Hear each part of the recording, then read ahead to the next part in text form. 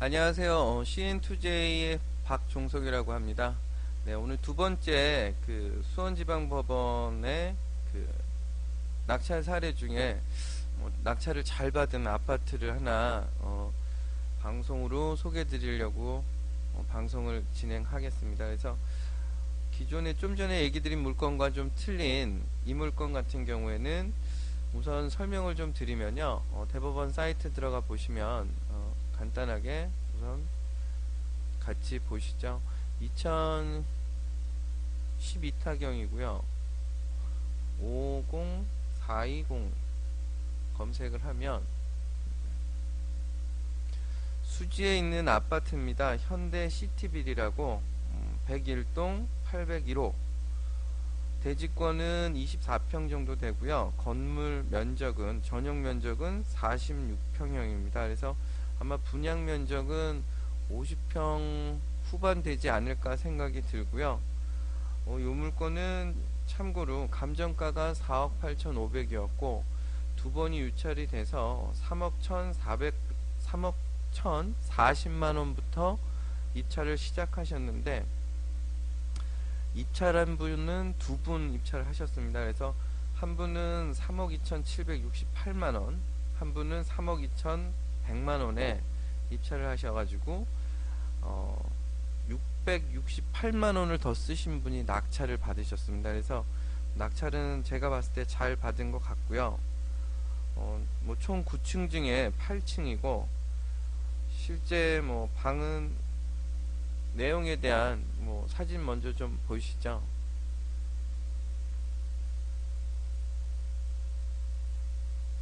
보시면 98년 12월 12일 날 사용 승인이 났기 때문에 시간은 좀 건축은 거의 한 14년 5년 정도 된 것 같습니다. 그리고 위치는 그, 그 현대 홈타운 6차 앞에 있는 101동 102동 좀 아쉬운 거는 동이 좀 두 동이고 세대수가 작다는 게 좀 아쉬운 것 같고요. 그리고 주변은 뭐 더 사진을 좀 보면서 설명을 드리겠습니다. 주변에는 이제 뭐 당국대학교, 그 다음에 그 죽전역 관련된 부분에 뭐 이마트나 쭉 있고요. 그리고 다른 사진 좀 보면 98년에 건축을 했는데 건물이 그렇게 좀 노후화된 것 같지는 않고 그래도 깨끗해 보이는 것 같습니다. 사진상으로는. 네. 다음 사진 보시죠. 네. 내대지마을 대우아파트도 옆에 있고요. 푸르지오 아파트 있고요. 현관 입구죠. 101동. 그리고 아파트 들어가는 입구인 것 같습니다. 여기 내부 구조도가 나왔네요. 평형이 상당히 큰데 저도 좀 아까 좀 의아한 부분이 방이 3개가 있다고 해서 한번 내부 구조도를 지금 보니까 드레스룸하고 욕실이 드레스룸이 상당히 넓네요. 방 하나 크기보다 좀 더 큰 드레스룸이 있고 발코니는 뭐 한 이렇게 다 돼 있고 방은 3개네요. 주방 하나, 욕실 2개, 그 다음에 현관. 평수에 비해 구조는 좀 그렇지 않나. 좀 구조가 좀 오히려 좀 활용도가 모르죠. 좀 넓은 거를 선호하시는 분들은 괜찮을 수 있는데 이평형에 뭐 식구 한 4식구가 살기에는 좀 그렇지 않나 생각이 좀 드네요. 그래서 아무튼 한번 주변 시세 한번 볼까요? 그 네이버 부동산을 통해서 시세를 한번 확인을 한번 해보겠습니다. 시티빌. 이 세대수가 총 18세대 뿐이 없어서 지금 매물로 나와 있는 매매 전세 월세 아무것도 없네요. 그러면 한번 다른 부분 단지 정보 총 18세대고 98년 12월에 건축했고요. 건설사는 현대에서 지었고요. 지금 153.48제곱미터니까 제 생각에는 한 전용이 이 정도면 192점 뭐 A 아니면 B 타입 정도 되지 않을까 생각이 듭니다. 그러면 분양 평형이 192면 58평형으로 분양했던 것 같고요. 분양 58평형의 평면도를 한번 여기 나와 있나 한번 보죠. 아, 평면도 이미지가 없습니다. 세대수가 워낙 적다 보니까 그런 것 같고요. 지난 매물 한번 보죠. 지난 매물 보면 1월달 매매 혹시 있나 한번 확인 좀 해보겠습니다. 매매는 없고요. 전세는 한 2억 1000에서 2억 2천 정도 되는 것 같습니다. 2013년 2월달 확인된 매물 한 2억 2천, 2억 1000 정도 그렇게 된 것 같고요. 전체는 매매는 워낙 세대수가 적기 때문에 그 정도 금액 정도 생각하면 입찰 관련된 부분 준비하실 때 주변 부동산 여기에 등록된 공인중개사무소를 직접 방문해서 시세를 꼭 알아보시고 입찰을 참여하셔야 되지 않을까 생각이 듭니다.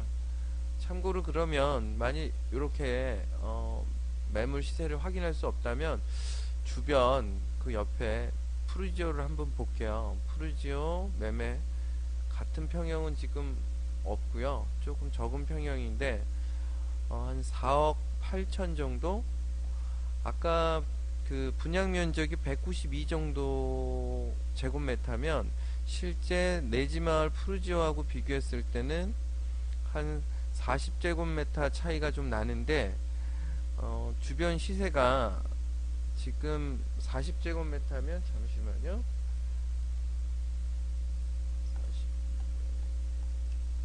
평형으로 따지면 한 12평 정도 작은 푸르지오 아파트 바로 옆 동에 있는데 시세가 4억 8천, 4억 3천, 평균을 그냥 4억 3천으로 그냥 잡고서 그러면 비교를 했을 때 오늘 낙찰 받으신 금액은 3억 2,700이기 때문에 분양 평형